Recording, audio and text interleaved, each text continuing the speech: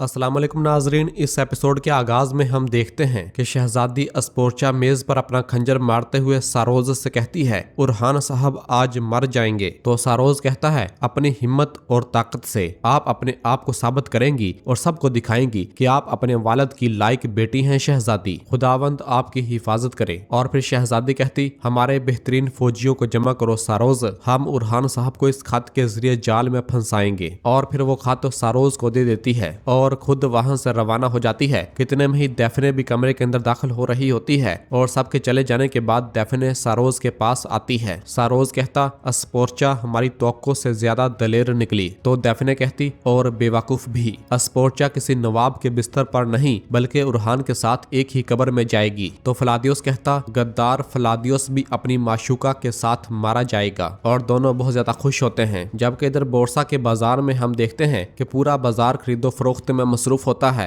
इस दौरान उरहान साहब अपने सरदारान के हमरा बाजार में आते हैं, जिन्हें देखते हुए लोग उन्हें खुश आमदीद करते हैं और कहते हैं, उरहान साहब ने हमें इज्जत बख्शी है। उरहान साहब भी बाजार का मुआयना करते हैं और दुकानों का मुआयना करते हैं और फिर ताजर से पूछते, कहो क्या तुम्हें कोई मुश्किल दरपेश है? तो वो ताजर कहता, मुश्किल नहीं, एक अंदेशा है जिससे हम डरते हैं। और फिर दूसरा ताजर कहता, जब हमने शहर आपके हवाले किया था तो आपने हमें ताकत और मदद देने का कहा था। और फिर पहला ताजर कहता, हमने सुना है कि आप हमें मुसलमान ताजर बरादरी के रहमो करम पर छोड़ देंगे। तो उरहान साहब कहते, तुमने दुरुस्त सुना है, मैं तुम्हें बाजंतीनियों के बेरहमी से बचाकर अपने अखियों के आदिलाना इंतजाम के स्पुर्द करूंगा। और फिर सबसे मुखातब होकर कहते हैं, ए शहरे बोरसा के गैर मुस्लिम ताजरों, अब से तुम्हारे ताजरों के शेख अखी याहिया उस्ताद हैं। जब तक तुम्हारा तराजू हक से नहीं फिरेगा तुम्हारा दिल मुतमईन रहेगा। हमारे अखियों के निजाम से तुम्हारी तजारत में बरकत आएगी और तुम्हारी कमाई में इजाफा होगा। और ये मत भूलना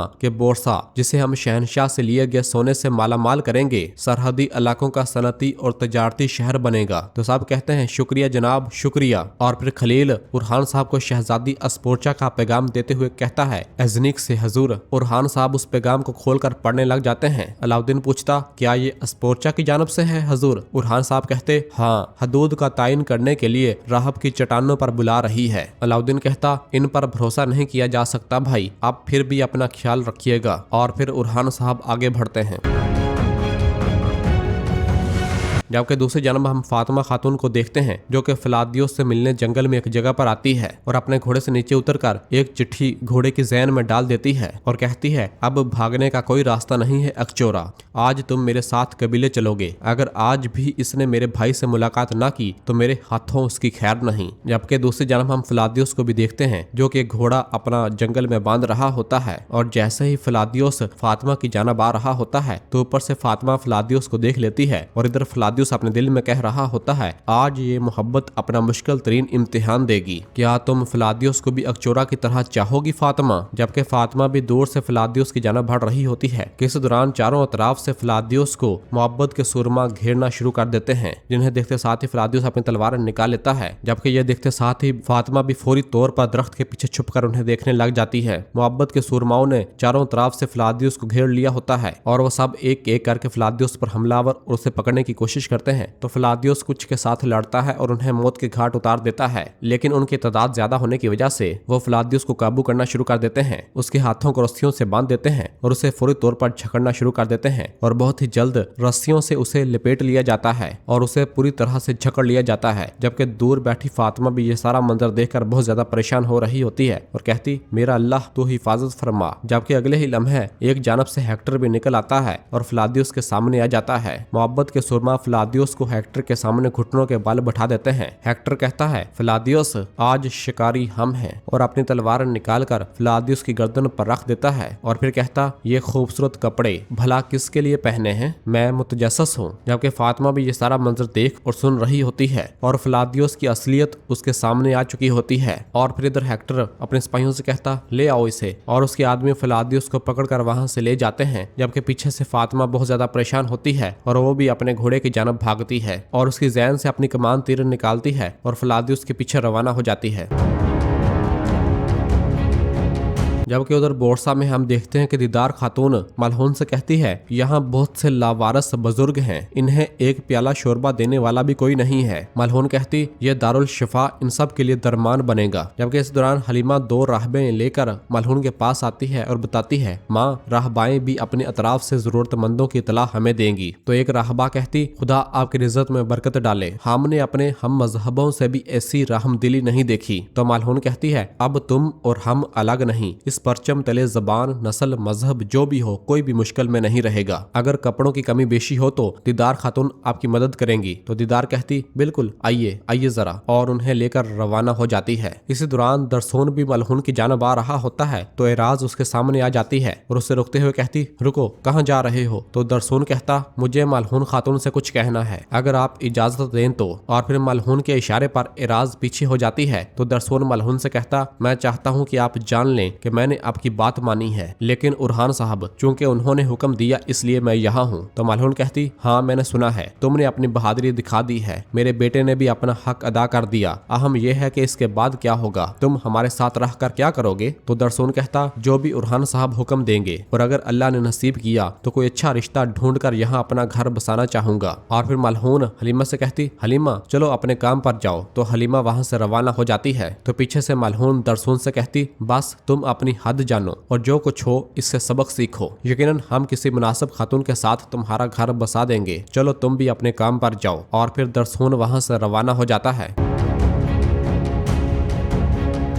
जबकि दूसरी जानब हम शहजादी अस्पोर्चा को देखते हैं जो कि बाज़ंतीनी सिपाहियों के हमरा उस जगह पर पहुंचती है जिस जगह पर उसने उरहान साहब को बुलाया होता है। वहां पहुंचने के बाद अपने घोड़े से नीचे उतरती है तो अपने सिपाहियों से कहती, चलो सब अपनी आंखें खुली रखना, कार्रवाई के लिए मेरे हुक्म का इंतजार करना। यह सुनते साथ ही उन सिपाहियों का कमांडर अपने आदमियों को हुक्म देता है तो वो तमाम बाज़ंतीनी सिपाही शहजादी अस्पोर्चा पर ही अपनी तलवारें तानना शुरू कर देते हैं। ये देखते हुए शहजादी कहती, ये तुम क्या कर रहे हो? हाँ, और अपनी तलवार निकाल लेती है और कहती, मैं तुम्हारी तकफूर होने के नाते हुक्म दे रही हूँ, फौरन अपनी तलवारें फेंक दो। उनका कमांडर कहता, पकड़ लो इसे। यह सुनते साथ ही जैसे ही एक सिपाही आगे बढ़ता है तो शहजादी अस्पोर्चा उस पर हमला करके उसे मौत के घाट उतार देती है। और फिर दूसरा सिपाही जैसे ही शहजादी को पकड़ने के लिए आगे बढ़ता है तो उसे एक जोरदार तीर आ लगता है जो कि किसी और ने नहीं बल्कि उरहान साहब ने चलाया होता है। उरहान साहब अपने सिपाहियों और सरदारों के हमरा वहां पहुंच जाते हैं और कहते हैं, सबको मार डालो। ये कहते और सुनते साथ ही बाज़ंतीनी सिपाही कई सिपाहियों पर हमलावर हो जाते हैं। उरहान साहब अपने तीरों से एक एक को मौत के घाट उतारना शुरू कर देते हैं, जबकि अब्दुर्रहमान, खलील और बाकी तमाम सिपाही भी तमाम बाज़ंतीनियों को जहन्नम वासल कर रहे होते हैं। दुमरल, बालाबान और बाकी कई सिपाही भी हर एक को बाज़ंतीनी को जहन्नम वासल करते ही चले जा रहे होते हैं और वो बहुत ही जल्द तमाम के तमाम बाज़ंतीनियों को मौत के घाट उतार देते हैं। और फिर उरहान साहब शहजादी अस्पोर्चा के पास आते हैं और उससे पूछते, क्या तुम ठीक हो? ये तीसरी बार हुआ है। तो शहजादी कहती, उन्होंने मुझसे गद्दारी की, तुम हक बजानब थे। नाज़रीन, इसके बाद हमें वो मंजर दिखाया जाता है जब किले के बाहर शहजादी 60,000 सोने के सिक्के माहिदे के तहत उरहान साहब के सुपुर्द करने आई होती है और बाज़ंतीनी सिपाही उरहान साहब के सामने वो तमाम सोने से भरे हुए संदूक खोलकर उन्हें दिखाते हैं। और फिर शहजादी कहती, शहनशाह का वादा किया हुआ सोना। तो उरहान साहब कहते, फिक्र मत करो, मैं ये सब बोरसा के लोगों के लिए इस्तेमाल करूंगा। और फिर शहजादी बोरसा किला की जानब उदास भरी निगाहों से देखने लग जाती है। तो उरहान साहब कहते, उदास मत हो, बोरसा भलाई के लिए अहल हाथों में है, किसी दिन आओ, दोस्त के तौर पर मेरी मेहमान बनो। तो शहजादी कहती, अब दोस्ती नहीं रही उरहान साहब, सिर्फ दुश्मनी है, उस दिन अमन की पेशकश कबूल ना करने पर तुम बहुत पछताओगे। तो उरहान साहब कहते, इस वक्त मेरी भी तुम्हारे लिए एक पेशकश है। शहजादी कहती, तुमने बोरसा ले लिया, क्या ये काफी नहीं था और क्या चाहते हो? उरहान साहब कहते, तुम्हारे सबसे करीबी लोगों में से एक मुअब्बदों का आदमी है और वो सारोज है। तुम्हारे बाप का गार से अगवा होना, काफिले पर होने वाला हमला, इन सब में सारोज का हाथ है। ये सुनकर शहजादी ने कहा था, मैं तुम्हारा यकीन क्यों करूं? उरहान साहब कहते, क्योंकि मैंने तुमसे पहले कभी झूठ नहीं बोला। तो शहजादी ने कहा था, अगर चाहो तो एक बार फिर सोच लो। मैं तुम्हारे पास आई, दोस्ती की पेशकश की। उरहान साहब कहते, तुम सोचो, मेरी बातों में कोई झूठ नहीं था, मैंने सिर्फ तुम्हारी बात सुनी, अब तुम मेरी बात सुनोगी। तो शहजादी ने कहा था, मैं तुम्हारी बात नहीं सुनूंगी और मैं तुम्हारा यकीन भी नहीं करती, क्योंकि तुम चाहते हो कि मैं इस जंग में अकेली रह जाऊं। और जाने लगी थी तो उरहान साहब ने शहजादी शहजादी का हाथ पकड़ लिया था